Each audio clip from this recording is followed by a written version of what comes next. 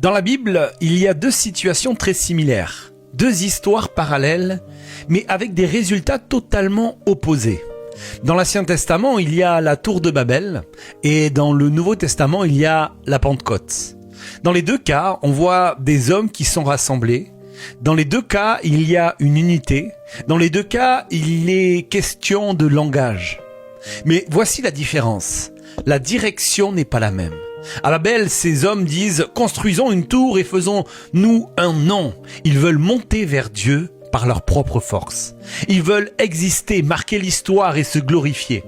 Mais à la Pentecôte, les disciples ne cherchent pas à monter. Ils ne construisent rien. Ils obéissent, ils attendent, ils prient. Et cette fois, Dieu descend vers eux. Comprends bien ceci. À Babel, l'homme cherche à s'élever sans Dieu. À la Pentecôte, Dieu élève l'homme qui dépend de lui. Voici la clé pour toi aujourd'hui et elle est déterminante. Quand l'homme cherche à se glorifier lui-même, quand il bâtit pour prouver, pour être vu, pour laisser son nom, Dieu n'accompagne pas ce projet. Même s'il paraît grand, même s'il semble impressionnant, mais il se plaît à manifester sa présence là où les cœurs sont tournés vers lui. Comprends bien ceci, Dieu ne cherche pas des projets brillants, il cherche des cœurs alignés.